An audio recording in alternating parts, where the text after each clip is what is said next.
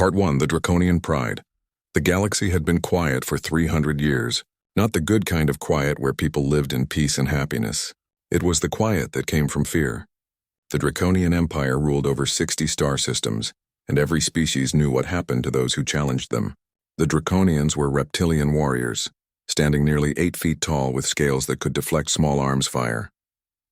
Their warships were massive things that blotted out suns, and their reputation was built on the ashes of conquered worlds.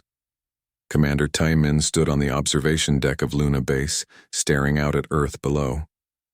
The blue and green planet hung in the darkness like a jewel, peaceful and unaware of the storm that was coming. Taimin had been in the Earth Defense Force for 15 years, but most of that time had been spent on corporate disputes and asteroid mining rights. Real combat was something from history books. The old wars that nearly destroyed Earth were over. Humanity had finally united under one banner. He checked his tablet again. The news was still the same. Mining Ship 7 and the Kepler station were gone. 15,000 people, men, women, children, all dead. The Draconians had vaporized them without warning, without negotiation, without mercy.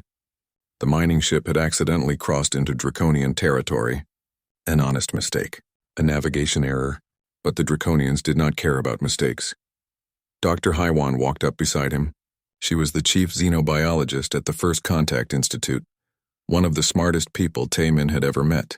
Her eyes were red from crying, but her jaw was set with determination. She had warned the council about this. She had told them that first contact with aggressive species needed careful protocols. Nobody had listened. Everyone thought humanity was too small, too far out on the galactic rim to matter. They declared war, Haiwan said quietly. The Draconian High Command just broadcasted across all known space. They are sending the Third Armada to make an example of us. Taimin felt his stomach drop. The Third Armada. He had read the reports. 5,000 warships, the same force that conquered the Keltharian star systems in less than a month. The Keltharians had been a spacefaring civilization for 2,000 years. They had shields, plasma weapons, and a fleet of 3,000 ships. The Draconians crushed them anyway. Earth had maybe 200 combat-capable vessels. Most were patrol ships designed to stop pirates and smugglers. Nothing that could stand against a Draconian dreadnought. How long do we have? Taimin asked. 3 weeks. Maybe 4. They are not in a hurry. War Prince Vexthul is commanding personally. He wants every species in the galaxy to watch Earth burn. Taimin turned away from the window. Where is the Admiral? Emergency Council meeting. They are debating surrender term. Surrender. Taimin felt anger rise in his chest. They murdered 15,000 civilians and now we are supposed to bow down? Haiwan looked at him with tired eyes. What choice do we have? We cannot fight 5,000 Draconian warships. The math does not work. Even if every human ship fought perfectly, we would lose. Then we changed the math. The voice came from behind them. Admiral Kyung-ho walked onto the observation deck, his uniform crisp despite the late hour. He was in his 60s, with gray hair and scars on his face from the corporate wars. Back when Earth was divided, Kyung-ho had commanded the Pacific Coalition Fleet. He had won battles everyone said were impossible. Now he was in charge of all Earth's military forces. The Council? Taimin asked. Split, half want to surrender. Half want to evacuate everyone we can and scatter into deep space. Nobody thinks we can win. Kyung-ho smiled, but it was not a happy smile. It was the smile of a predator. They forgot what humans do best. What is that, sir? Haiwan asked. We fight dirty. Kyung-ho pulled up a holographic display. It showed the Sol system with Earth at the center. Luna Base, Mars Colony, the asteroid belt, Jupiter's moons. Everything humanity had built in 400 years of space exploration. The Draconians think we are like every other species they have conquered, Kyung-ho said. They think we will mass our ships, form battle lines, and fight honorably. They expect us to lose honorably too. But here is what they do not know about humans. We have been killing each other for 10,000 years. We are very, very good at it. He zoomed in on Luna Base. This facility is not just a military base. Beneath the surface are weapons from the old wars. Kinetic weapons, nuclear stockpiles, experimental technology that the peace treaties banned. We never destroyed them. We just hid them. Taimin felt hope stir in his chest. You want to use the old arsenal? Everything. Every dirty trick. Every weapon we swore we would never use again. The Draconians are going to learn why humanity spent thousands of years perfecting the art of murder. Hyawan stepped forward. I have been studying draconian psychology from the intercepts we have. They respect only strength. They see negotiation as weakness. Every species that surrendered to them was enslaved or exterminated. The ones that fought back and hurt them, even in defeat, earned respect. They have a word in their language roughly translated as worthy enemy. So we hurt them, Taemin said. We do more than that, Kyung-ho replied. We make them regret ever hearing the name Earth. Over the next 2 weeks, Earth transformed. The change was not visible from space. No massive fleet assembled. No new ships launched. Everything happened quietly, secretly. Admiral Kyung-ho gave orders that seemed strange at first. Ships were ordered to scatter, to look weak and unprepared. Civilian transports were loaded with decoys. Luna Base appeared to begin evacuation procedures. But beneath the surface, something else was happening. Every weapons platform that humanity had ever built came online. Ancient mass drivers from the corporate wars were pulled from storage and installed on the dark side of the moon. Satellites that looked like space junk positioned themselves across the solar system. Each one carried weapons that could level cities. Captain Ji-won reported to her squadron-ready room on Earth's Pacific Defense Station. She was 28 years old and had the highest kill count of any pilot in simulations. Real combat experience? 0. But that was about to change. Her squadron mates filled the room. 50 pilots, all young, all terrified, but trying not to show it. Their commanding officer stood at the front, his face grim. You all know what is coming, he said. The Draconian Third Armada will be here in 1 week. Your families have been evacuated to deep shelters. You have all written your final messages. Now let me tell you what we are really doing. He brought up a hologram. It showed small ships, hundreds of them, maybe thousands. These are not fighters. Each of you will command a drone swarm, 100 autonomous attack craft per pilot. Your job is to be the second wave. The Draconians will think we are desperate, throwing everything we have at them. They will be right. But we are not trying to win honorably. We are trying to kill them. Ji-won felt her hands shake. Then she thought about the 15,000 dead civilians. The children on Kepler Station. She thought about Earth, her home, hanging in space like a target. Her hands stopped shaking. She raised her hand. When do we launch? The officer smiled. When Admiral Kyung-ho gives the word. And Ji-won. Make them bleed. Across the galaxy, other species watched and waited.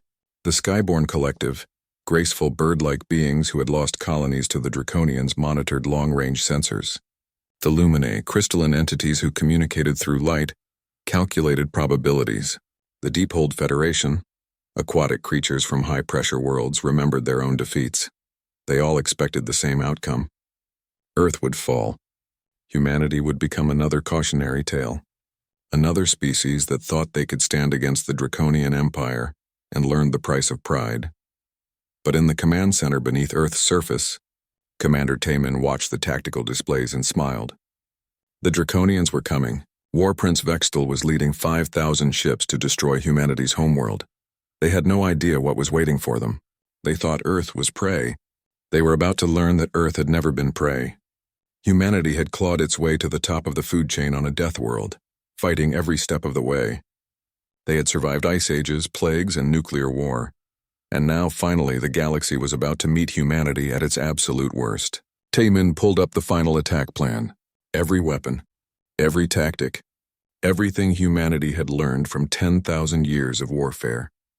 It was beautiful and terrible and absolutely ruthless. He sent one message to Admiral Kyung-ho. We are ready. The reply came back immediately. Let them come. Part 4. The galaxy watches. The Battle of Sol lasted 18 hours. When it ended, the Draconian Third Armada no longer existed.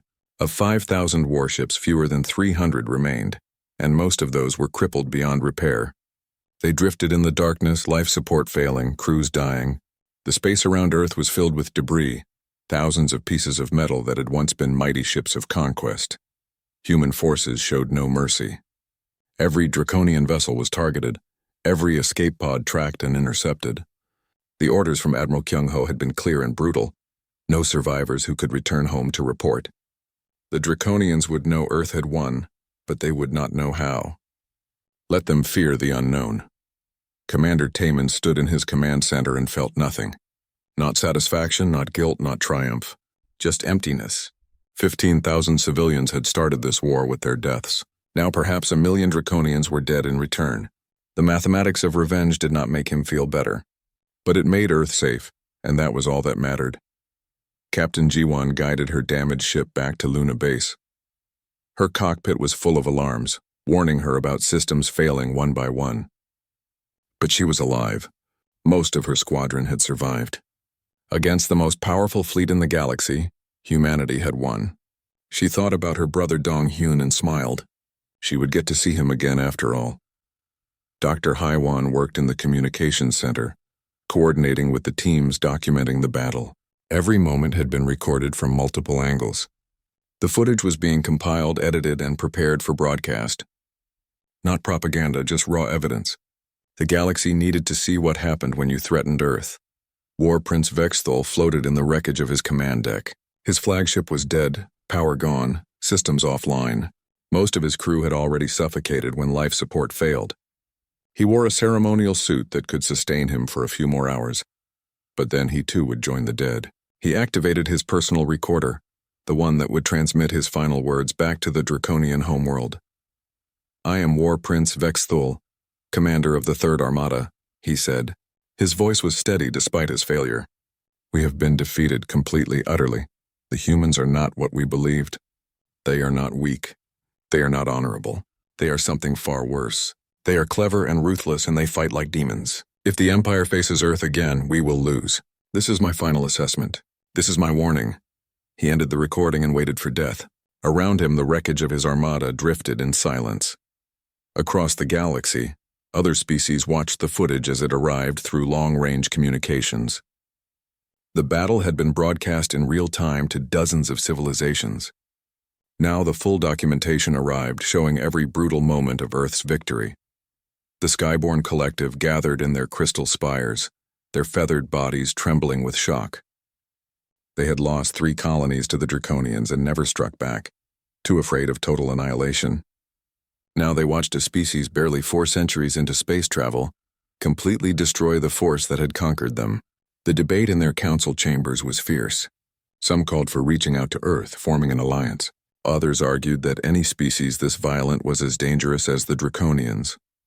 The Lumini analyzed the data with their crystalline minds, processing information at speeds biological brains could not match.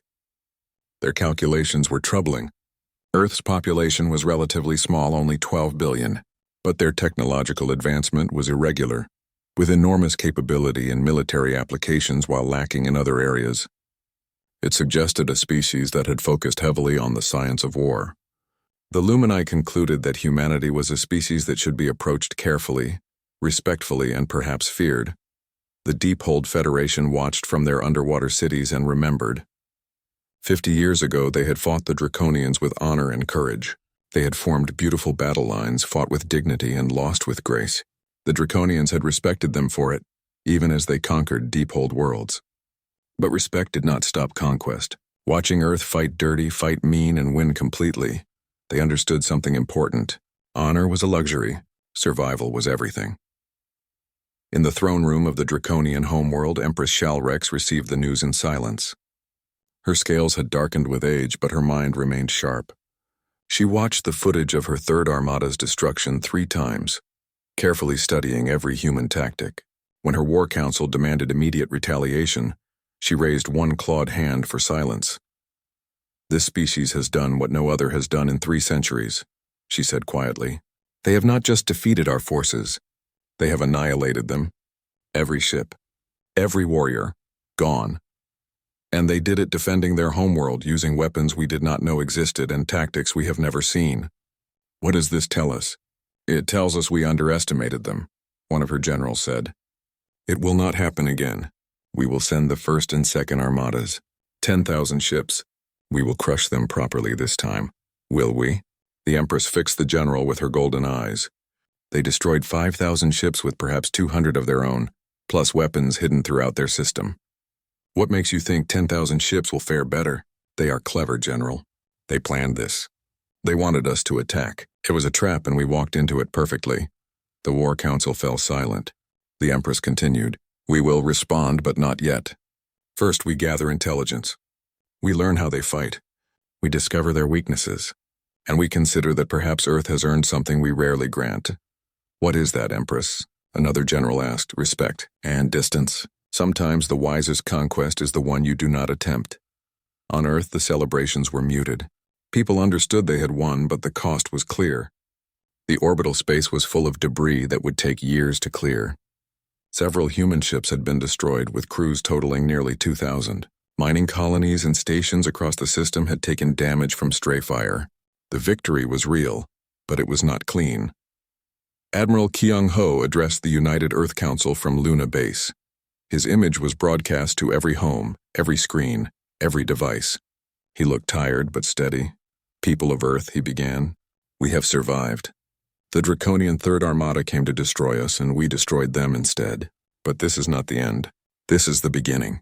The galaxy knows about us now. Some will respect us. Some will fear us. Some will want to ally with us, and some will want to finish what the Draconians started. We cannot return to isolation. We cannot pretend the galaxy does not exist. From this day forward, Earth is a power, whether we want to be or not. He paused, letting the words sink in. We will expand our defenses. We will build new ships. We will reach out to other species and form alliances. And if anyone threatens Earth again, we will show them the same mercy we showed the Draconians, which is to say none at all. This is our new reality. This is our new future. The broadcast ended. People across Earth processed what they had heard. Childhood had ended.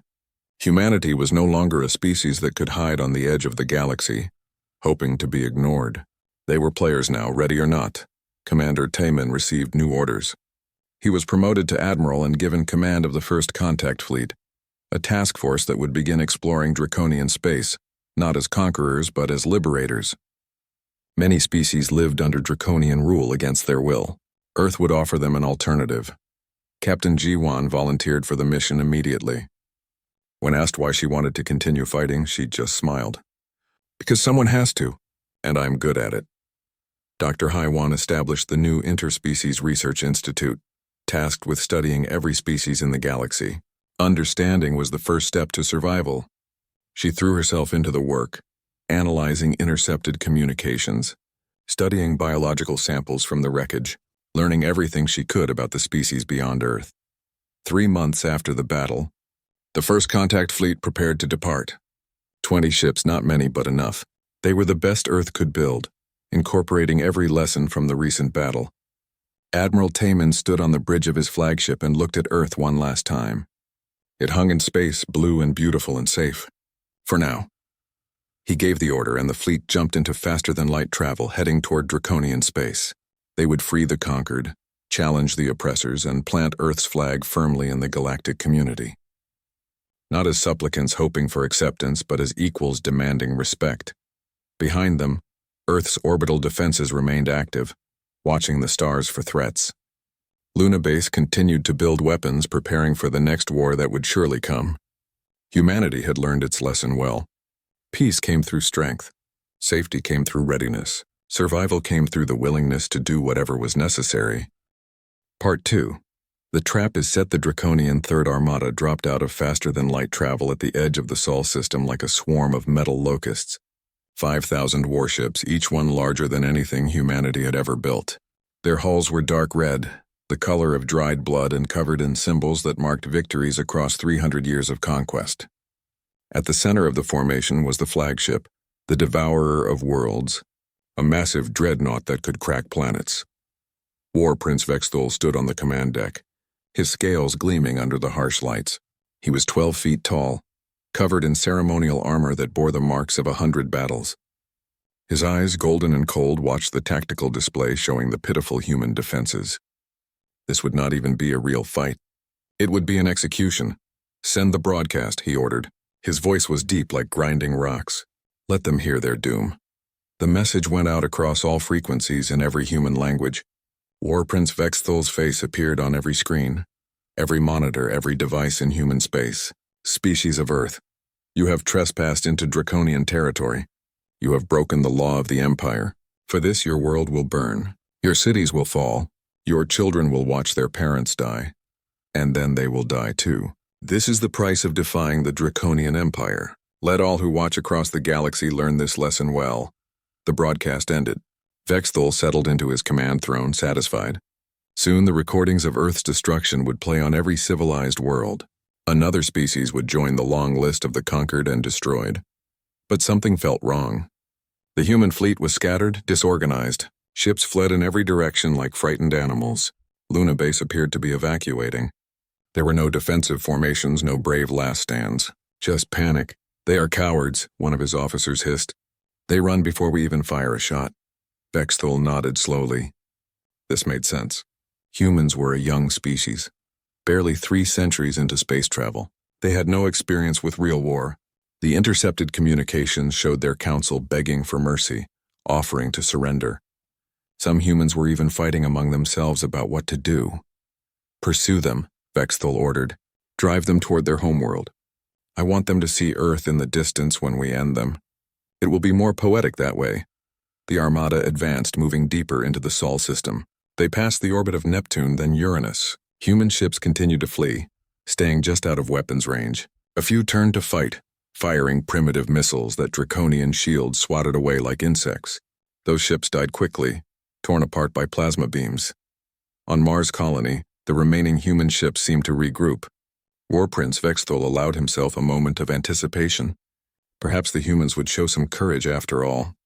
The colony had perhaps 50 military vessels, small patrol craft mostly. They formed a defensive line. "Crush them," Vexthul commanded.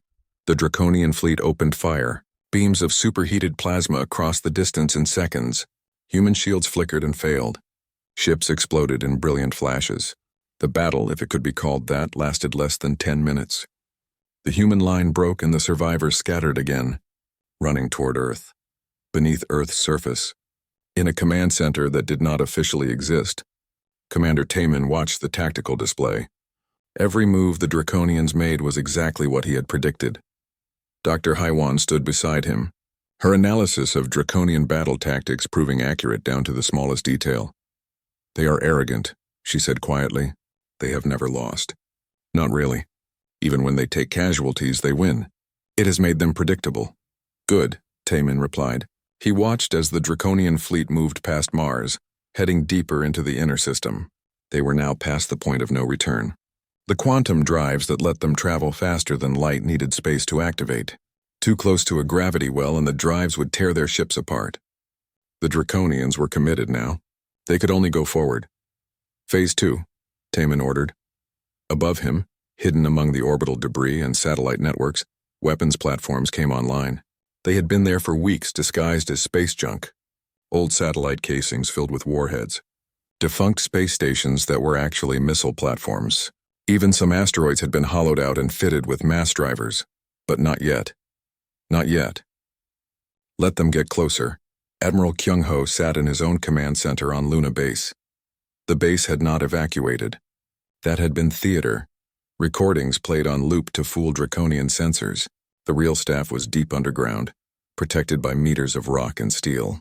The Admiral watched as the enemy fleet moved into position around Earth. War Prince Vexthul gave his orders. The fleet would surround Earth, positioning themselves to bombard every continent simultaneously. It would be a show of power, broadcast across the galaxy. The Draconians would reduce Earth's surface to glass, while 100 species watched and learned to never challenge the Empire. The Draconian ships moved with practiced precision. They had done this before to a dozen worlds. Each dreadnought took its position. Smaller cruisers formed a protective screen. Fighter craft launched in swarms, ready to intercept any last desperate human attack. Captain Ji-won sat in her cockpit, hands steady on the controls. Her ship was small, just a 2-person craft, but it was not really a fighter. It was a command ship. Behind her, in sealed bays across 36 hidden stations, 5,000 autonomous drones waited for her signal. Each pilot in her squadron controlled 100 drones. 50 pilots meant 5,000 attack craft, but the real weapons were not the drones. They were just the distraction. "All ships report ready." Her commander's voice came through the comm. "Stand by. Wait for the Admiral's mark." Ji-won thought about her brother Dong-hyun, safe in a shelter beneath Seoul. She had recorded a message for him 3 days ago. If she died today, he would grow up knowing his sister died protecting Earth. That was enough. That was something worth dying for. Across the galaxy, other species watched through their long-range sensors. The Skyborn Collective had bet heavily that Earth would last less than an hour. The Lumini calculated that humanity would lose 98% of their ships in the first engagement. The Deephold Federation simply watched in sad silence, remembering their own doomed last stand against the Draconians 50 years ago. War Prince Vexthul reviewed the final positions on his tactical display. Perfect. The human homeworld was surrounded. Every weapon in his armada was charged and ready. He allowed himself a moment of satisfaction. This was his 47th world conquest. Earth would be another trophy, another step toward becoming High Commander of all Draconian forces. Begin the bombardment, he ordered. Target their cities first. Let them watch their civilization die before we end the survivors. 1,000 Draconian ships adjusted their aim toward Earth's surface. Weapons capacitors charged with a hum that vibrated through their hulls. Targeting solutions locked. Firing sequences initiated. Commander Taman watched the countdown on his screen. 3 seconds. 2 seconds, 1. Now, he said quietly. Admiral Kyung-ho spoke one word into the fleet-wide channel. Execute. Luna Base transformed. What the Draconians thought was a moon became a fortress. The surface retracted in a dozen places, revealing weapons batteries that had been constructed in secret over the last 15 days. Mass drivers, each one capable of accelerating projectiles to a significant fraction of light speed, emerged from hidden silos. The mass drivers fired. Not energy beams that shields could deflect, not missiles that point defenses could intercept. Solid tungsten rods, each one weighing 5 tons, accelerated to incredible velocity. The projectiles crossed the distance to the nearest Draconian ships in seconds. The first rod hit a Draconian cruiser dead center.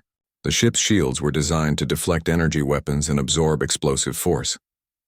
They did nothing against solid mass moving at relativistic speed.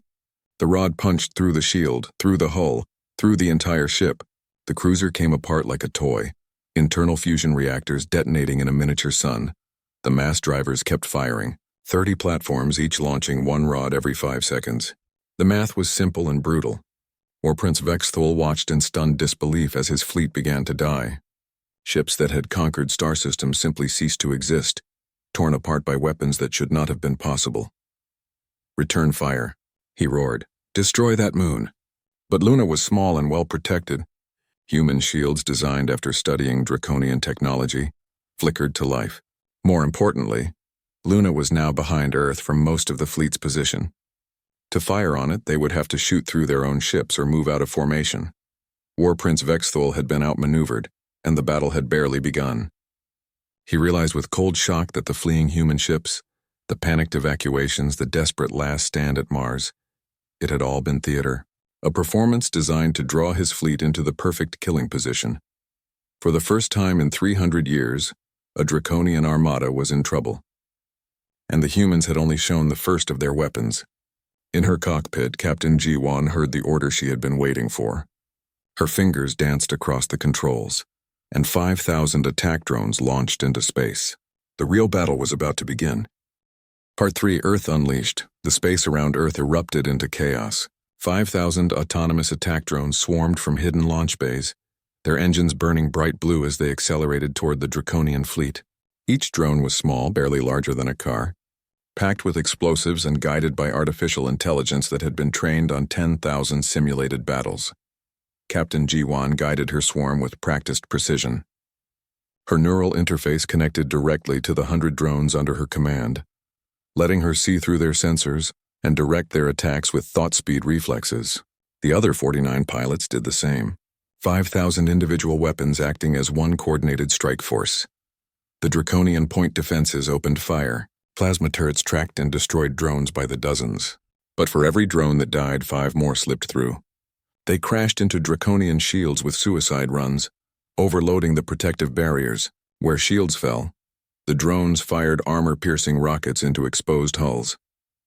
War Prince Vexthul watched his fleet take damage like he had never seen before. Cruisers listed in space atmosphere venting from hull breaches. A destroyer simply broke in half, its keel severed by concentrated drone attacks. His tactical display showed red icons spreading across the formation. In 5 minutes, he had lost more ships than in his last 3 campaigns combined. "Fighter wings, launch," he commanded. Clear those drones! Draconian fighters launched by the thousands. They were sleek craft, fast and deadly, piloted by warriors who trained their entire lives for combat. They tore into the drone swarms, their plasma cannons vaporizing human machines in brilliant flashes. But the drones were not trying to survive.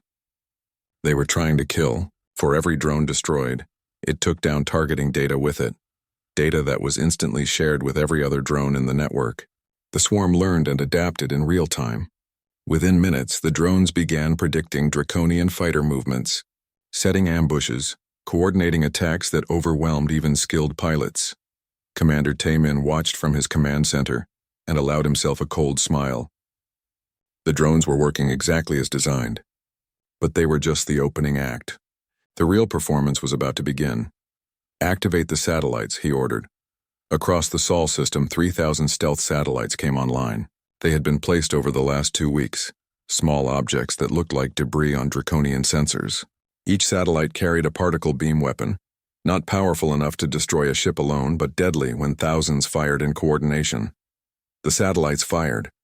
Invisible beams of focused particles lanced across space, invisible to the naked eye but devastating to ship systems. They did not target hulls or shields. They targeted sensors, communication arrays, and weapons systems. Draconian ships suddenly found themselves blind and deaf, unable to coordinate with their fleet or target enemies effectively. Dr. Haiwan's voice came through Taemin's comm. Electronic warfare package is ready. Deploying now. She had spent 3 weeks analyzing captured Draconian technology from old battle sites. She had found a weakness. Draconian ships used organic mechanical interfaces, systems that connected directly to the neural networks of their crews. It made their ships responsive and fast, but it also made them vulnerable. Human hackers had designed a virus specifically to exploit that weakness. The virus transmitted through the Draconian command network. It was subtle at first, just small errors in targeting solutions and navigation, but it multiplied exponentially, spreading from ship to ship through their own communication systems. Within 10 minutes, every Draconian vessel was experiencing cascade failures. Weapons fired at the wrong targets. Shields dropped at random. Ship systems rebooted again and again. War Prince Vexthul felt his command throne shake as the Devourer of Worlds took another hit. His tactical officer was screaming damage reports, but half of them made no sense. Systems that should be working were offline. Weapons that were supposed to be charged showed empty capacitors. What is happening? He roared. Why are our systems failing? Unknown, War Prince, the officer replied. It is like the ship itself is fighting us. On Luna Base, Admiral Kyung-ho watched the battle unfold. The Draconian fleet was in disarray, ships colliding with each other as their navigation failed, weapons firing wildly. It was time for the next phase. He opened the channel to the first attack wing. Begin kinetic assault. Fire at will. The mass drivers had been firing continuously since the battle began, but now they changed targets. Instead of aiming for individual ships, they fired into the densest parts of the Draconian formation. The tungsten rods did not need to hit directly. At relativistic speeds, even a near miss was catastrophic. Ships were torn apart by shockwaves. Debris became weapons, fragments of destroyed vessels tearing through shields and hulls of nearby ships. Captain Jiwon pulled her command ship back as her last few drones completed their suicide runs.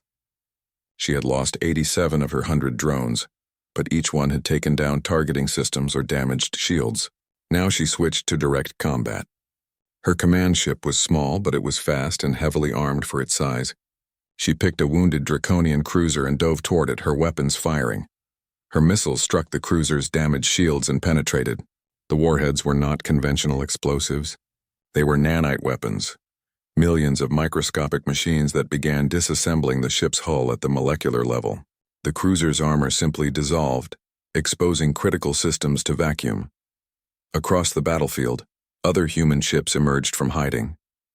They had been sitting dark and silent, appearing destroyed or disabled. Now they roared to life, striking at Draconian vessels that thought themselves safe. The humans fought without honor, without mercy. They struck from behind. They targeted wounded ships. They used every dirty trick in the book. War Prince Vexthul finally understood. These humans did not fight like civilized species. They fought like animals, like predators. Every tactic was designed to kill efficiently, not to demonstrate courage or skill. They hid, they ambushed, they struck where it hurt most. "Reform the fleet," he commanded. "Fall back to defensive formation. We need to regroup." But his orders never reached most of his ships. The electronic warfare had corrupted the command network. Ships that did receive orders could not execute them, their systems too damaged or compromised. The Draconian Third Armada, 5,000 strong, was being torn apart not by superior numbers or better ships, but by tactics and weapons they had never imagined. Admiral Kyung-ho activated the final weapon. Project Heimdall had been humanity's insurance policy, a network of hidden weapons platforms positioned throughout the inner solar system over the last decade. Each platform carried focused particle beam generators, powered by miniature fusion reactors. There were 200 platforms, all carefully positioned to create overlapping fields of fire. The platforms activated simultaneously. Particle beams lanced through space, invisible and devastating. They targeted the Draconian capital ships, the massive dreadnoughts that formed the backbone of the fleet. The beams burned through shields that were already weakened, cutting into hulls like knives through paper. The Devourer of Worlds shuddered as multiple beams struck its hull. War Prince Vexthul felt his ship dying around him. Fires spread through the lower decks. Life support was failing. Half his crew was dead or dying, their neural interfaces fried by the human virus. He had one choice left, one final gesture of defiance. He would ram his ship into Earth itself. If he was going to die, he would take billions of humans with him. He grabbed the helm controls himself, bypassing the corrupted systems, and turned his dying flagship toward the blue planet. "For the Empire," he roared, "we die with honor." The Devourer of Worlds limped forward, its engines sputtering but still functional. Earth grew larger in the view screen. War Prince Vexthul could see the continents, the oceans, the clouds. So much life. All of it about to end. Captain G1 saw the dreadnought's course change on her tactical display. She understood immediately what the War Prince was attempting. She opened the channel to her squadron. "All wings intercept the flagship. We cannot let it reach Earth." 20 human ships broke formation and accelerated toward the Devourer of Worlds. They were tiny compared to the massive dreadnought, like birds attacking a wounded bear, but they were fast and coordinated. They struck at the engines, at the guidance systems, at anything that might slow the ship down. G1 led the attack herself. Her missiles struck the dreadnought's engine ports. She fired her particle beam at the steering thrusters. Behind her, other ships did the same. The Devourer of Worlds began to list, its course destabilizing. War Prince Vexthul fought to keep the ship on target, but with each passing second, more systems failed. Commander Taimin launched the final strike. A heavy kinetic missile, moving slower than the mass driver rounds but much larger. It was not meant to destroy the dreadnought. It was meant to push it. The missile struck the Devourer of Worlds amidships, and the dying vessel's trajectory shifted just enough. Instead of hitting Earth, it would pass by, missing the planet by barely 1,000 kilometers. War Prince Vexthul watched Earth slip away on his view screen. He had failed. He had lost. Part 5. The galaxy trembles. The first contact fleet emerged from faster-than-light travel at the edge of the Drac system, a minor Draconian colony on the frontier of their empire. 20 human warships hung in space, silent and watchful. Admiral Taimin studied the tactical display showing the colony world and its orbital defenses. It was modest compared to Draconian core systems, just 3 defense platforms and a small garrison fleet of 30 ships. "Open a channel," Taimin ordered. "All frequencies. Let them hear this." His face appeared on screens across Drax Prime, from military command centers to civilian homes. He spoke clearly, calmly, without theatrics. "This is Admiral Taimin of the Earth Defense Force. We are not here as conquerors. We are here to offer freedom. All non-military personnel have 6 hours to evacuate to the surface. Military personnel may surrender peacefully or resist. Choose wisely." The Draconian garrison commander responded immediately. His scaled face twisted with rage. "You dare threaten a world of the Empire? We crushed your pathetic fleet at Sol. You are already extinct and just do not know it." Admiral Taimin did not correct him. Let the Draconians believe what they wanted. Misinformation was a weapon too. 5 hours and 59 minutes, he said, and closed the channel. The Draconian commander did not evacuate civilians. He called Taimin's bluff and prepared his forces for battle. It was exactly what Taimin expected. Draconians did not surrender. They could not surrender. It was not in their nature. 6 hours later, the Earth fleet attacked. But they did not charge forward in a glorious assault. Instead, they launched missiles from extreme range, thousands of them saturating Draconian defenses. When the defense platforms were destroyed and the garrison fleet scattered, human ships moved in methodically. One by one, they disabled Draconian vessels with precision strikes. No ship was destroyed if it could be captured instead. Captain G1 led fighter squadrons that targeted military installations on the planet's surface. Barracks, weapons depots, command centers, but civilian areas were untouched. Dr. Haiwan had prepared psychological warfare broadcasts that played continuously. They showed footage of the Third Armada's destruction. They explained that Earth had no quarrel with ordinary citizens. They offered sanctuary to anyone who wanted it. Within 3 days, Drax Prime surrendered, not because the military was defeated, though it was, but because the civilian population rose up and demanded it. They had seen what happened to species that fought Earth. They had watched 5,000 Draconian warships die. They wanted to live. Admiral Taman accepted the surrender personally, walking through the streets of the capital city with just 2 guards. It was a calculated risk, showing that he was not afraid. The Draconian civilians watched him pass, this human who had humbled their empire, and they said nothing. But their silence spoke volumes. The news spread across Draconian space like wildfire. Earth had conquered a colony world, not destroyed it, not glassed it, but conquered it. The implications were enormous. Earth was not seeking revenge. They were establishing presence. They were claiming territory. They were showing the galaxy that they could project power beyond their home system. Empress Shalrex convened the War Council again. This time there was no debate about sending fleets to crush Earth. The Third Armada was gone. The First and Second Armadas were needed to hold core territories, especially now that other species were becoming bold. The Skyborn Collective had launched raids on 3 Draconian outposts in the last month. The Luminae had closed their borders, refusing to allow Draconian ships passage through their space. The subject species were restless, sensing weakness. Earth has changed the balance of power, the Empress said.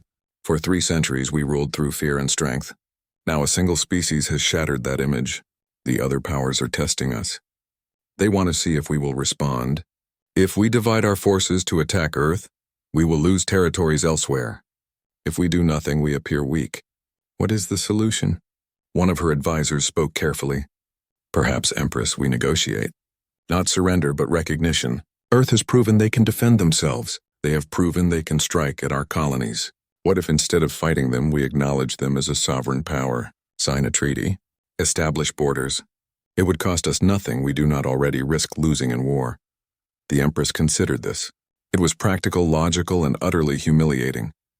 But sometimes survival required swallowing pride. Prepare diplomatic channels. Offer Earth a non-aggression pact. We will recognize their territory. They will cease attacks on our colonies, and let it be known throughout the Empire. Earth is now classified as a high-threat species. They are not to be engaged without express permission from this council. The order went out. Across Draconian space, commanders received new instructions. Earth was no longer prey. They were predators. Approach with extreme caution. Admiral Taman received the treaty offer on Drax Prime. He read through it carefully with Commander Haiwan, looking for traps or hidden clauses. The terms were straightforward. Earth would control Sol System and any other territories they could claim in unclaimed space. The Draconians would pay reparations for the murdered miners and colonists. Both sides would establish embassies and maintain open communication channels. Neither would attack the other without provocation. They are afraid of us, Haiwan said quietly. This treaty is not offered from a position of strength. They are trying to stop us from taking more colonies. Should we accept? Taman asked. Yes, but not immediately. Make them wait. Make them uncertain. Fear is our greatest weapon right now. Let them wonder what we will do next. 3 weeks later, Admiral Kyung-ho himself traveled to the neutral station where treaty negotiations would occur. The Draconian Empress came in person as well, a sign of how seriously she took this. The 2 leaders met in a carefully designed chamber, with equal accommodations for both species. Empress Shalrex was massive and imposing, her scales dark with age, her eyes sharp with intelligence. Admiral Kyung-ho looked small by comparison, an old human in a military uniform. But when they faced each other across the negotiating table, the Empress understood. This was the mind that had destroyed her armada. This was the strategist who had outthought War Prince Vexthul at every turn. "You cost me 5,000 ships and 1,000,000 warriors," she said without preamble. "You have cost me prestige and territory. You have cost me sleep, wondering when your fleet will strike next." "You cost me 15,000 civilians," Kyung-ho replied. "Men, women, children, all murdered for the crime of navigation error. You threatened my home. You promised to make Earth burn. So yes, Empress, I cost you an armada, and I would do it again." They stared at each other. Then slowly, the Empress dipped her head slightly. It was not quite a bow, but it was acknowledgement, respect. "The treaty," she said. "Do you accept the terms?" "With modifications," Kyung-ho said. He pulled up a datapad showing his counter-offer. The reparations were doubled. Earth's claimed territory was expanded to include 5 systems near Sol, and one additional clause: any species seeking refuge from draconian rule could petition Earth for protection. The Empress read through the modifications. Each one was a humiliation. Each one would weaken her empire's authority. But the alternative was war, and she had seen what Earth could do.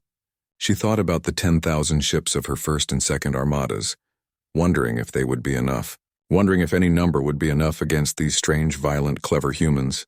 "Agreed," she said finally. "But understand this, Admiral. We are not friends. We are not allies. We are 2 predators sharing territory.